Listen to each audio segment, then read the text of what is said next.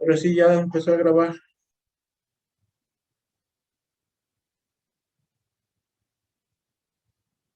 Pues que empiece Dante, porque Dante es el primero. Bien, bueno, empiezo yo.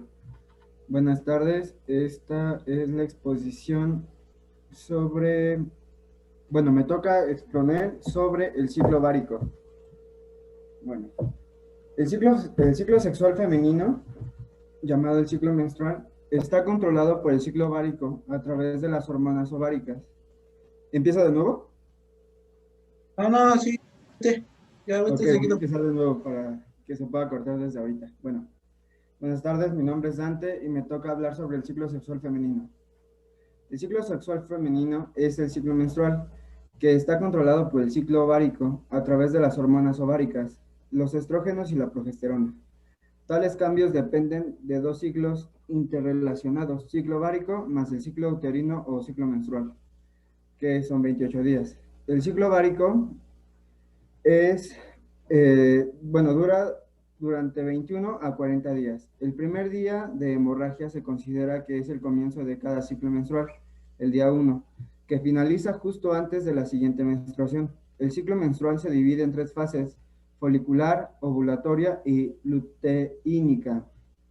La menstruación, es decir, el desprendimiento del revestimiento interno del útero, el endometrio, acompañado de la hemorragia, tiene lugar en ciclos aproximadamente mensuales, a menos que la mujer esté embarazada. Por lo general duran entre 3 a 7 días. Suele ir acompañado de dolores, sobre todo el primer día, que son el resultado de la acción hormonal que fuerza al útero para que se desprenda el endometrio.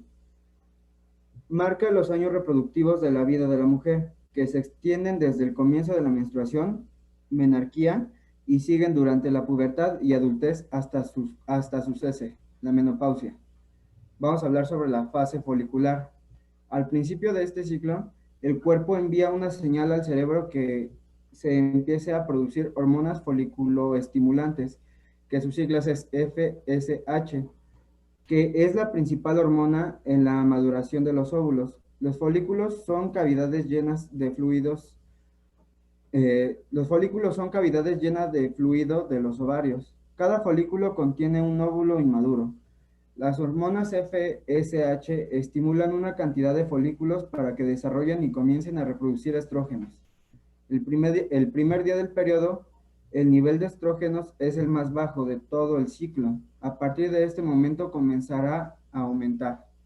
El óvulo madura dentro de un folículo a medida que éste aumenta de tamaño. Al mismo tiempo, el incremento de estrógenos garantiza que el recubrimiento del útero aumente de grosor. En el caso de producirse un embarazo, este proceso garantiza que el óvulo fecundado cuente con todos los nutrientes que necesita para crecer.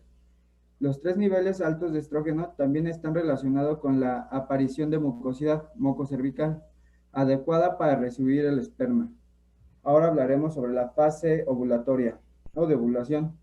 Los niveles de estrógeno siguen aumentando y provocan un incremento de hormona le, leutenizante, que sus siglas son LH. Este aumento de LH proporciona al óvulo que está madurando el impulso final que necesita para que finalice el proceso de maduración y sea liberado del folículo.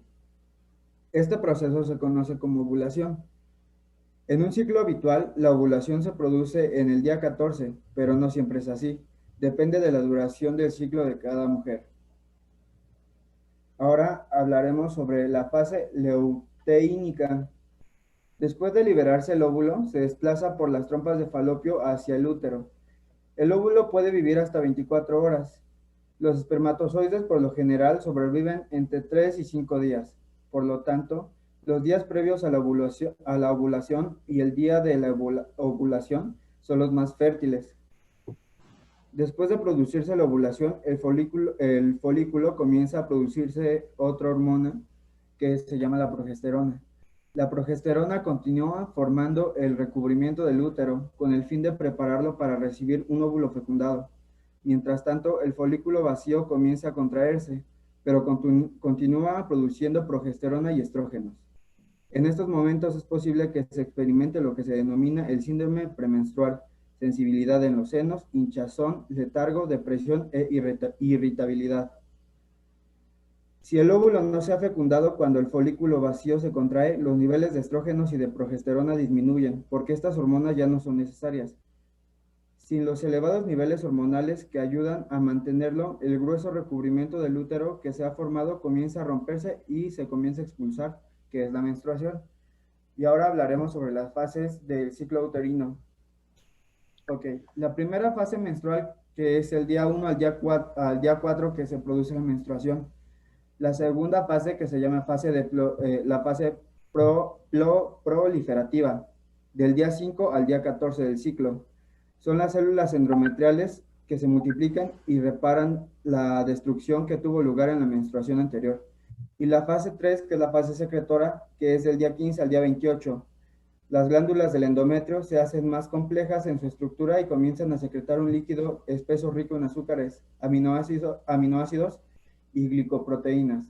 En esta fase el endometrio se prepara para la implantación del óvulo fecundado. Bueno, esto sería todo de mi parte.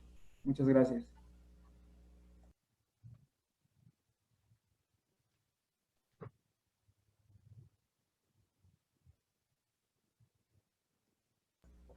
Pues, Hola, buenas tardes. Yo les voy a hablar sobre el proceso de la fecundación. Bueno, pues para este proceso, este proceso principalmente se da en la primera semana y solamente se requieren 24 horas. La fecundación habitualmente da lugar en ampolla de la trompa uterina. La fecundación es una secuencia compleja de eventos moleculares que se inicia con el contacto entre un espermatozoide y un ovocito y finaliza con la mezcla de los cromosomas. Ok, comencemos con la figura 1, ¿no? Que es la primera que está arribita. Y ahí vemos un ovocito. Es un ovocito secundario que está rodeado por varios espermatozoides, de los cuales solamente uno de ellos va a atravesar la corona radiada. Pero para que eso suceda, se requieren algunas enzimas. Una de las enzimas muy importantes que da lugar a eso es la acrosina. Da una reacción a la zona para que haya un cambio en esa zona pelúcida y la haga impermeable a otros espermatozoides. Okay. Entonces, solamente ahí se va a dar el paso de un solo espermatozoide. Ahora, en la figura siguiente, que es la 2, ahí nos muestra la corona radiada sin la zona pelúcida. Ahí un espermatozoide ya se introdujo, que es el amarillo que está ahí, y ha tenido lugar a la segunda división meiótica, con formación de un ovocito maduro. Ahora el núcleo del ovocito es el núcleo femenino, que nos aparece ahí como pronúcleo. Es la partecita blanca, que eso nos da lugar a el pronúcleo femenino. Ok, en la figura siguiente, que es la 2, del lado donde están los dos puntos blancos, ahí vemos la cabeza del espermatozoide, ha aumentado de tamaño y se da la forma del pronúcleo masculino, que es el que aparece ahí. Entonces, en ese ovocito ya dio lugar a un pronúcleo femenino y un pronúcleo masculino. Okay. Ahora bien, vamos con la siguiente. En la siguiente figura ya es la fusión de los pronúcleos. Tenemos los cromosomas y la fragmentación de las membranas de los pronúcleos. Bueno, a medida que esos pronúcleos se fusionan, dan lugar a una agregación diploide única de cromosomas, que es en la siguiente figurita. Ajá. Ahí da lugar ese proceso a la formación del cigoto, que tiene un número diploide de 46 cromosomas, 23 cromosomas masculinos y 23 cromosomas femeninos. Okay. Bueno, a medida que eso sucede, todo ese proceso que se lleva a cabo, pues determina el sexo cromosómico del embrión en el cigoto, que es el último proceso. Ok. Bueno, pues este proceso de fecundación es un proceso muy importante y se da en la primera semana y solamente se requieren, como les he mencionado, 24 horas. Y como característica, pues determina el sexo cromosómico del embrión. Ok, bueno, eso sería todo de mi exposición. Muchas gracias.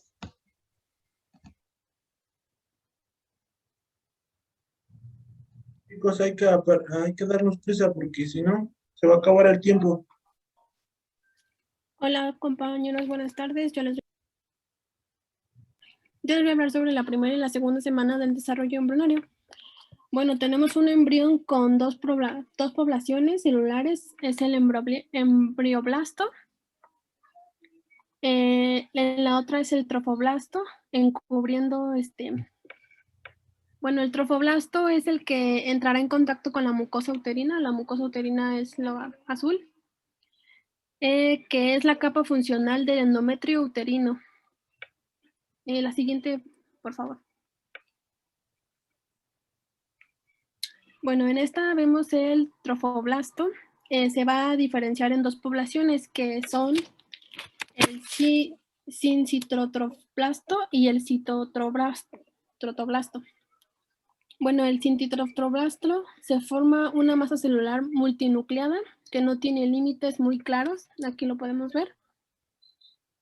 Y a diferencia del citotroblasto, es que estas están formadas. Esas células están formadas y protegen rodean al embrión. Por medio del sincitotroblasto del embrión penetra la mucosa uterina. Y bueno, en el embrioblasto se diferencia por dos poblaciones celulares, una conocida como el epiblasto, que es lo que está de verdecito, y otra es el hipoblasto, que es lo que está de rojo. Bueno, en la cavidad del blastocele, pues esta sigue igual, no ha cambiado nada en esta semana. Y bueno, el citotroblasto sigue invadiendo la mucosa uterina. Si vemos es que ya está. Y la siguiente figura, por favor. Bueno, aquí ya vemos que la mucosa uterina ya se ha metido más. Se ha formado a nivel embrioblasto, una cavidad y células que venían del epiblasto. Aquí están. Y bueno, han tapizado esa cavidad por la parte del sincitotroblasto. Entonces llega la cavidad amniótica, que aquí está la cavidad amniótica. Esta cavidad amniótica está delimitada por células del epiblasto y por células amioblastos. Toda esta membrana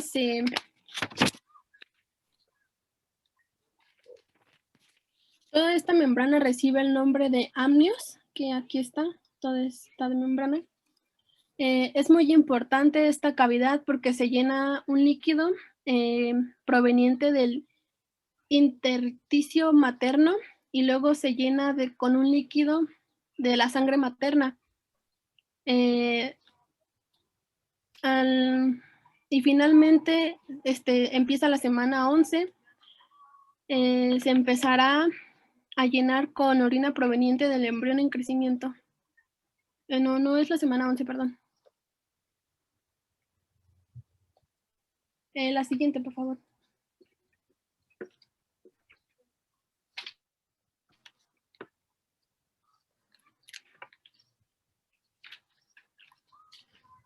Bueno, la cavidad amniótica es muy importante porque rodeará al embrión y servirá como protección mecánica porque va a estar llena de líquido y pues al estar llena de líquido va a proteger pues ahora sí que al embrión contra los golpes. Y bueno, también permitirá regular la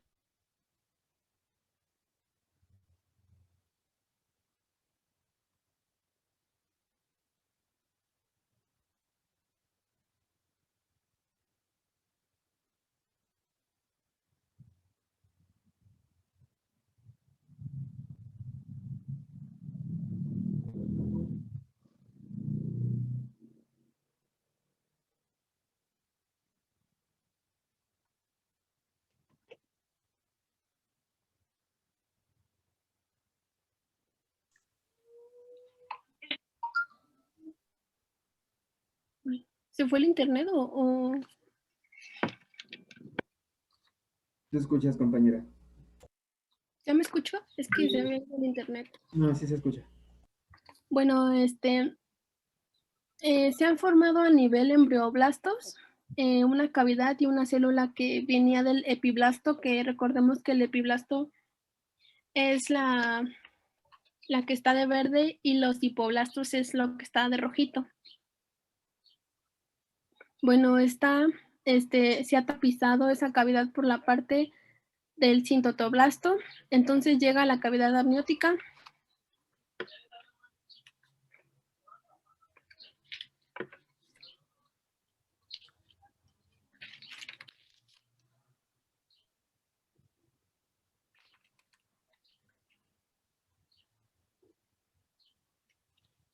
Bueno, ya que tenemos la cavidad amniótica, el hipoblasto tiene unas poblaciones celulares derivadas del hipoblasto.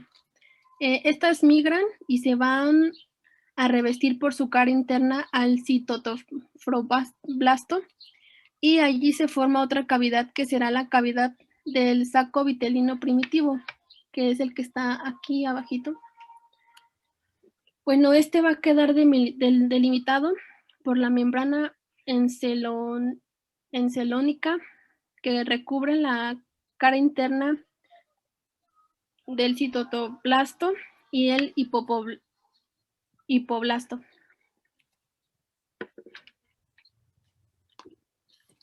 Y bueno, esta cavidad amniótica sigue siendo la misma, no ha cambiado, está formada por amnioblastos, cara interna y epiblastos. Bueno, para el día 11 y 12, el embrión está completamente adentro de la mucosa. Es la siguiente.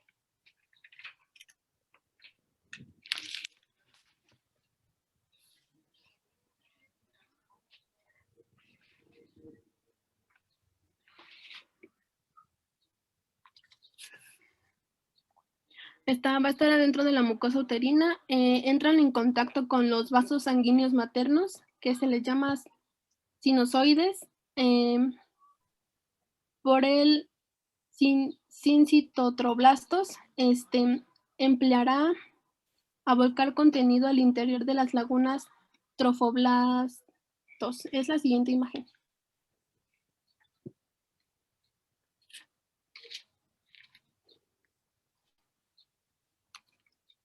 Bueno.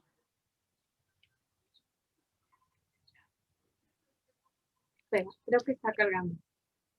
Ah. Pensé que era mi internet.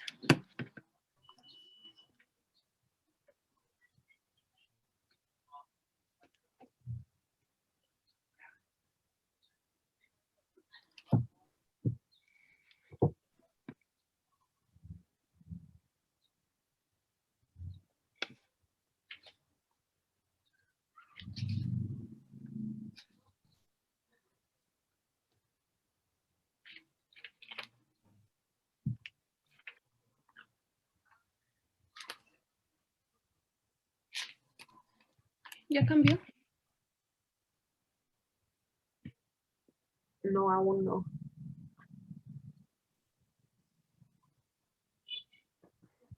Aún te escuchas, compañera. Sí, pero es que no cambia la imagen. ¿Así no importa? Estoy explicando mientras en lo que cambia. Ah, bueno, está bien.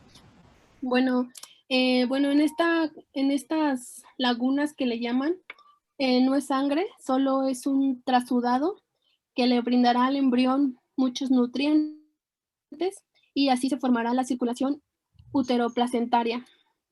Pues bueno, el beneficio del cintitrofoblasto es que va a estar produciendo la hormona gonadotrófica coroinica humana.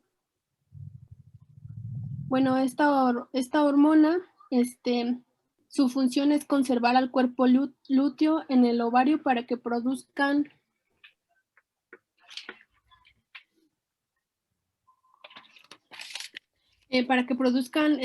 estrógenos y progesterona y para que el endometrio no se desprenda y no pierda el embarazo. ¿Y me sigo así aunque no tenga la imagen? Pues sí. Me avisan cuando ya falte menos, por favor. Creo que se trabó la compu de Mariela. Bueno,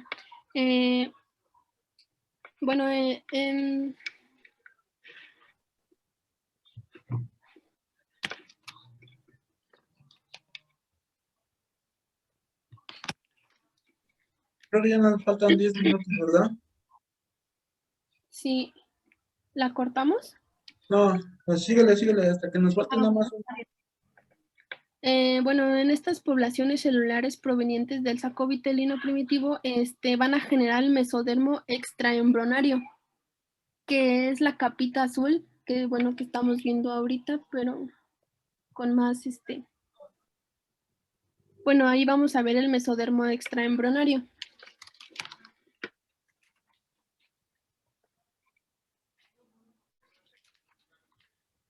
Y bueno, este mesodermo crecerá mucho, va a haber muchos puntitos, bueno, muchas cositas azules. Y eso va a rodear todo el saco vitelino. El saco vitelino es la capita roja. Y también parte de la cavidad amniótica, que es la capita verde. Y bueno, pues va a ser revistiendo por el lado interno el cintitrotoblasto.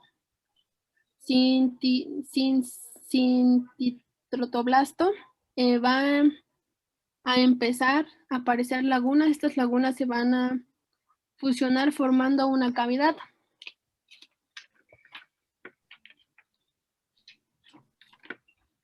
Y bueno, estas lagunas van a fusionar formando una cavidad celoma extraembrionaria, es la que les estaba hablando, que es la que tenemos un poquito abajo del saco vitelino primitivo. Bueno, la presencia de esta cavidad es que la membrana que antes era una sola, ahora se va a convertir en dos. Una que cubre el saco vitelino del mesodermo extraembrionario y el otro que va a recubrir por la cara interna al citrotoblasto y cubre la parte líquida. La parte de la cavidad, perdón. La parte de la cavidad amniótica.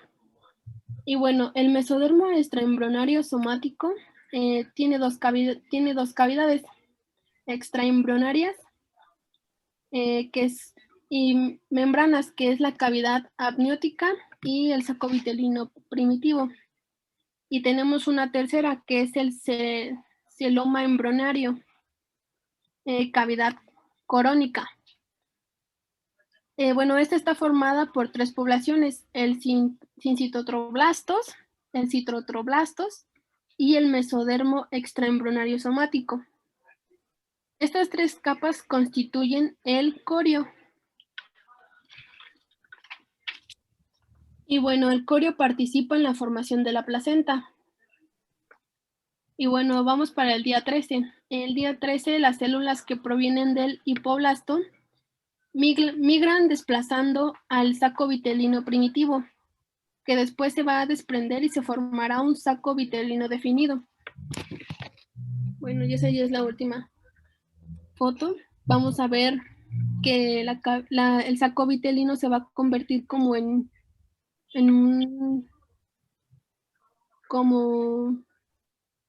dos, se va a convertir en dos, y ese va a ser el saco primitivo, el saco vitelino primitivo, y abajo va a ser el saco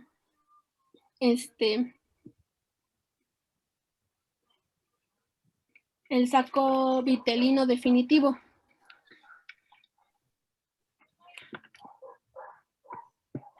Pero vamos a tener lo mismo que va a ser la cavidad amniótica, esa no va a cambiar. Y vamos a tener la cavidad corónica.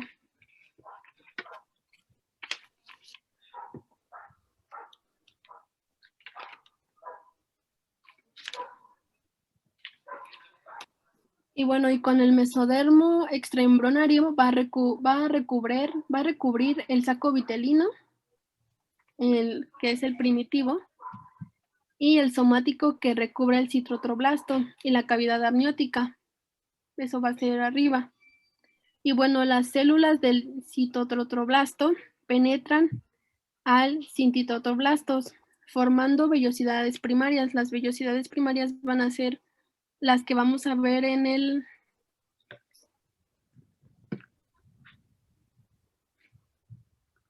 los trofoblastos, que son las cositas azules, pero van a ser unas vellosidades que se van a hacer.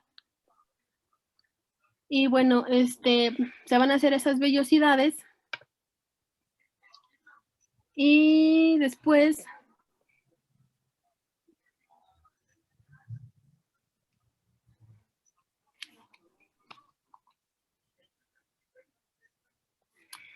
del saco vitelino definitivo, se va a empezar a degenerar, y en la semana 11 se va a degenerar. Se va a desaparecer. Y bueno, en la semana 12, bueno, ya en la semana 12 tenemos, es la semana de las tos, porque tenemos dos trofoblastos divididos en dos, que habíamos dicho que era el citotroblastos, que es la naranjita, y el cintitotroblastos,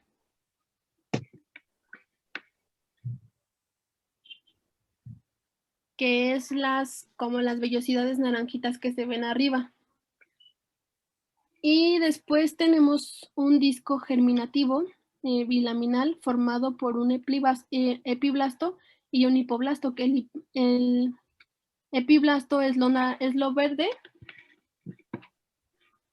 el epiblasto es lo verde y el hipoblasto es lo rojo. Y bueno, después tenemos dos cavidades, una es la cavidad amniótica, la que vemos aquí arribita, y la otra es el saco vitelino definitivo. No se ve la imagen, pero bueno, ya ahorita que lo presente. Estas forman parte de dos membranas, más la cavidad corónica y la tercera membrana, que es la membrana corónica. Esta está formada por el citotroblastos, cintitotroblastos y el mesodermo embrionario extrasomático. Y bueno, nos quedamos con las vellosidades primarias formadas por los citotroblastos y el cintitotroblastos. Y pues eso es todo, compañeros.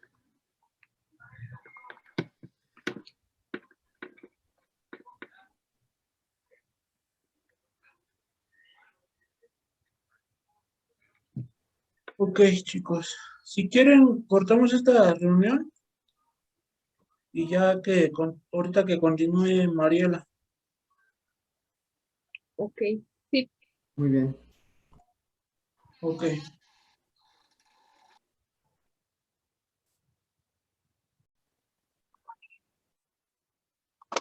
Ok. ¿Se ve? Sí, compañero.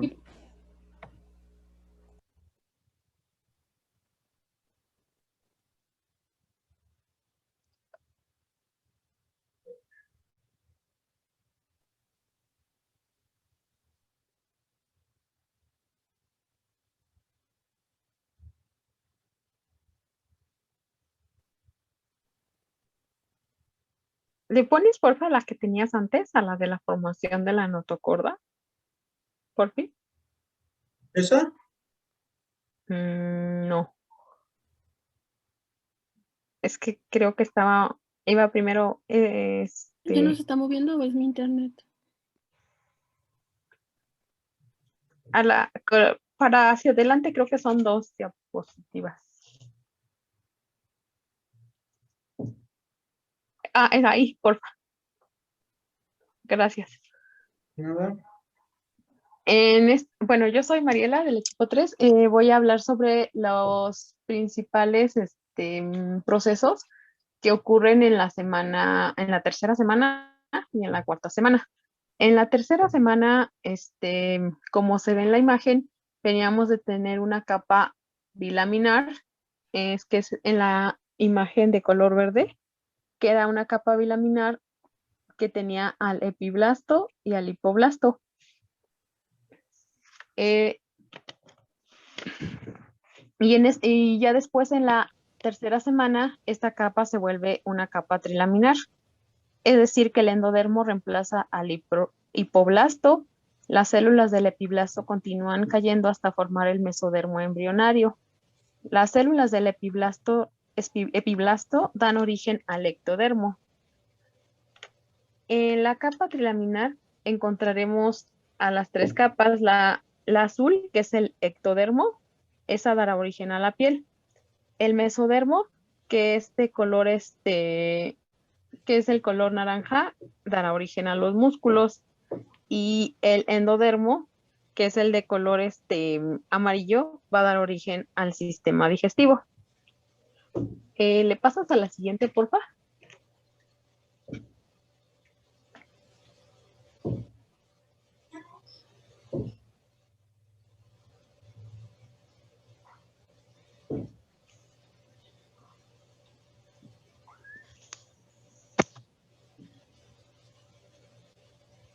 En la tercera semana también ocurre otro proceso, que es el proceso de la membrana bucofaringea y cloacal, mejor conocida como alantoides. En este proceso, la cloaca primitiva del embrión se encuentra en amplia comunicación con el alantoides entre la cuarta y la séptima semana del desarrollo humano. La cloaca se divide en una porción posterior o conducto anorrectal y una porción anterior o seno urogenital primitivo. Esa separación se debe al crecimiento de una cresta mesodérmica transversal que nace del ángulo que forma el alantoides y el intestino posterior. En el seno urogenital se distinguen 2 partes.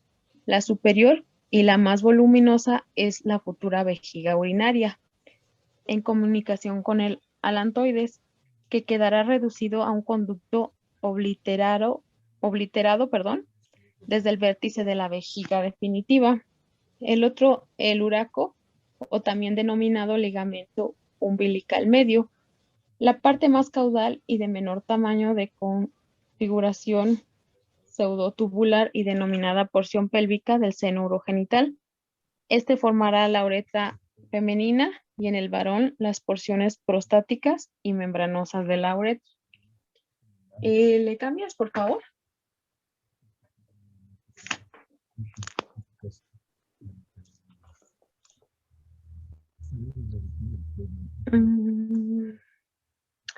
Le puedes poner, creo que es la siguiente, plegamiento embrionario.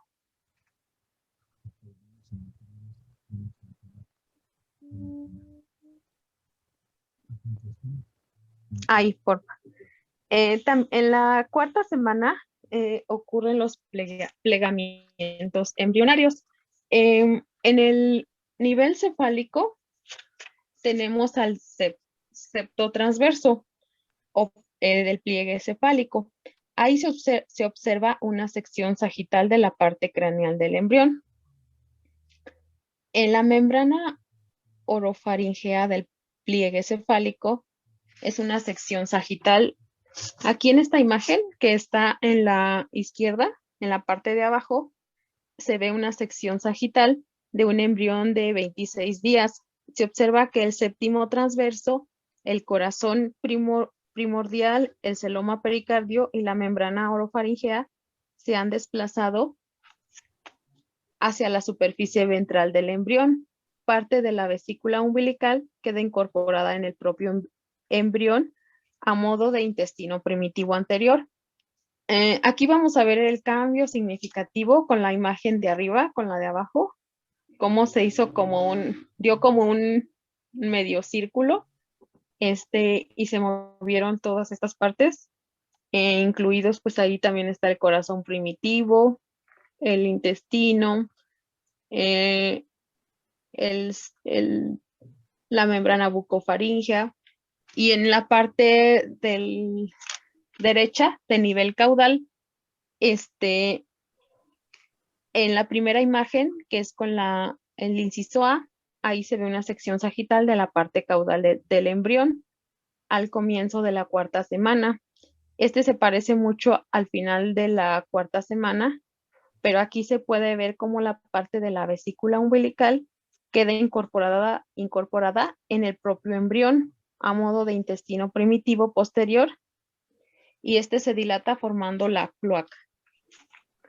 También aquí podemos ver el cambio de posición de la línea primitiva, la alantoides, la membrana cloacal y el tallo de conexión. También aquí se ve la diferencia de cómo surge este cambio, y también se ve un poco ya más, un poco más desarrollado. La siguiente, por favor. También en la 4ª semana se producen algunos cambios importantes. Aquí se empiezan casi a desarrollar todos los sentidos y órganos. Entonces aquí ya se empiezan a formar algunas anomalías que surgen durante el periodo embrional. Al principio el embrión es una estructura casi recta. Esta representa entre 4 y 12 somitas que dan lugar a elevaciones conspicuas en la superficie. Esta es en la primera imagen. Se puede distinguir cómo va el embrión cambiando.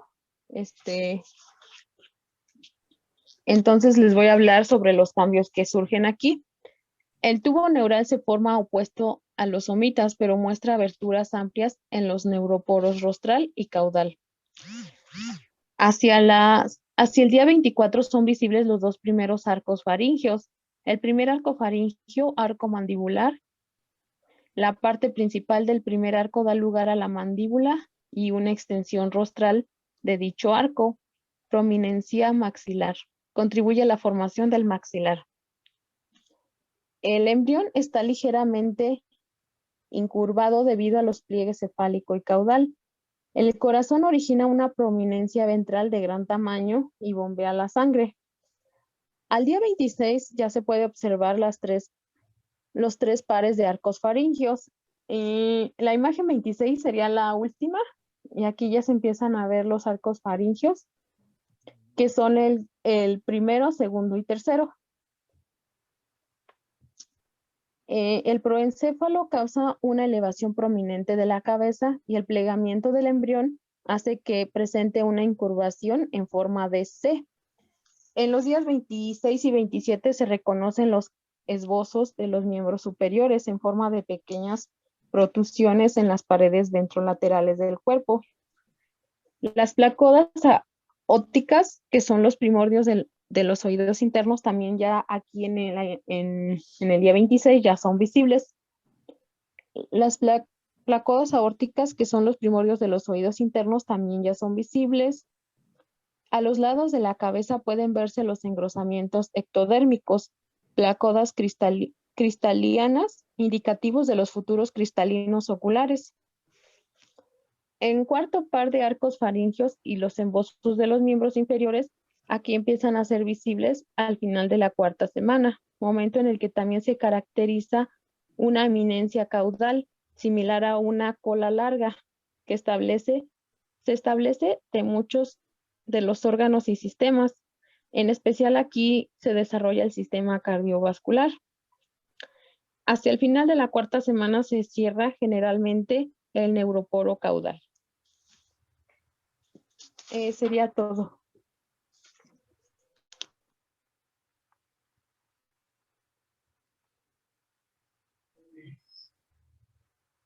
Bueno, mi nombre es Jorge Antonio.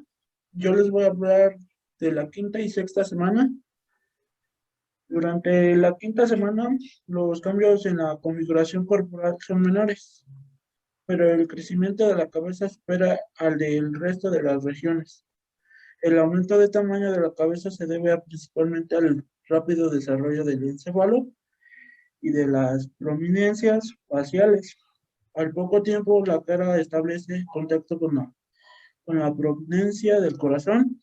El rápido crecimiento del segundo arco faríngeo hace que se supere en tamaño al tercer y cuarto arco, formando una depresión lateral a cada lado.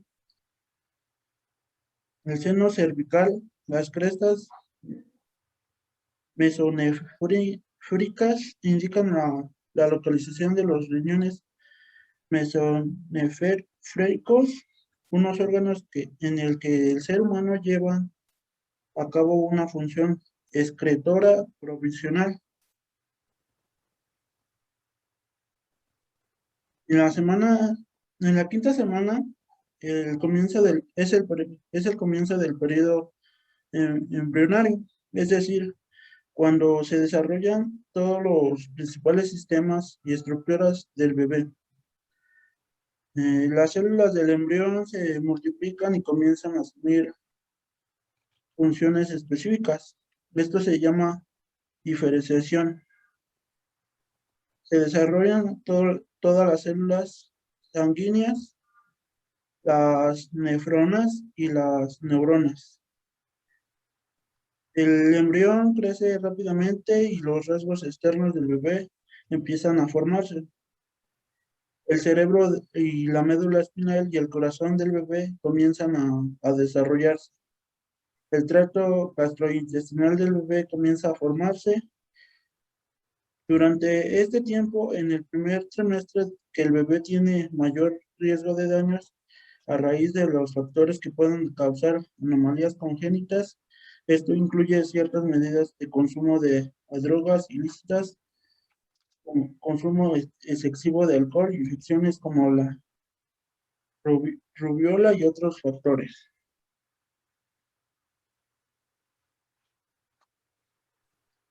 Bueno, durante la sexta semana, hacia el final de la sexta semana, los embriones pueden presentar una respuesta refleja frente al contacto y los miembros superiores. Comienzan a mostrarse una diferenciación regional a medida que se desarrollan los codos y las grandes manos. Los primordios de los dedos de las manos, denominadas rayos digitales, comienzan a formarse en las manos a lo largo de la sexta semana. Los embriones muestran movimientos espontáneos como los de contracción del tronco y los miembros. El desarrollo de los miembros inferiores tiene lugar entre 4 y 5 días después del desarrollo de los miembros superiores. Alrededor del surco faríngeo que queda entre los primeros arcos faríngeos se aparecen varias protrusiones pequeñas.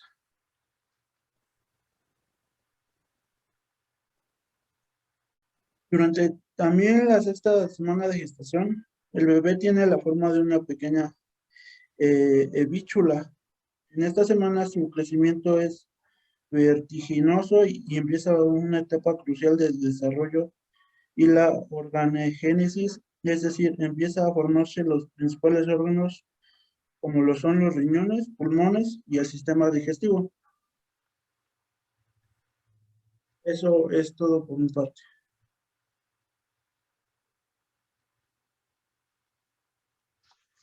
Buenas tardes, compañeros. Yo soy José. Alrededor de la séptima semana de embarazo, el embrión se va convirtiendo en feto. Los tejidos y órganos siguen madurando. Continúa la formación del esqueleto. Podemos observar una flexura cervical y se observa que el cordón umbilical va creciendo igualmente y se va ensanchando. La placenta sigue formándose. A esta edad el embrión pesa menor de 1 gramo y mide aproximadamente 1 centímetro de longitud. La cola del embrión se va cayendo, aunque todavía se sigue notando. Los miembros van cambiando de manera notable durante la 7ª semana. Aparecen surcos entre los rayos digitales en las placas de las manos que representan claros indicadores de los futuros dedos en manos y en los pies. Se observa que el ojo sigue desarrollándose. Igualmente el oído externo se desarrolla aún estando con un implantado bajo en la cabeza. La forma principal de la prominencia abdominal ventral depende del hígado. ¿Le cambias a la imagen, por favor, compañero? Al final de la 8ª semana, el embrión pasa a ser un feto. El cuerpo se va alargando. Se ve el esqueleto a través de la piel translúcida. Es cartílago suave, aún no son huesos. El corazón e hígado funcionan y continúan especializándose. El feto ya tiene párpados y labio superior. La nariz, orejas, se empiezan a formar. Al fin de la semana desaparece todo vestigio de la cola. A esta edad el embrión tiene claras características humanas. Sin embargo, la cabeza es desproporcionadamente grande y constituye casi la mitad del embrión. Se establece la región del cuello y son más obvios los párpados que comienzan a unirse y se van fusionando por una fusión epitelial. Los pabellones auriculares comienzan a tomar su forma final y su implantación en la cabeza todavía es un tanto baja. Ya se reconocen los brazos, las piernas y se observan ya lo que van a ser sus dedos. Por mi parte sería todo. Gracias. Bueno, eso es por todo. Gracias por su atención.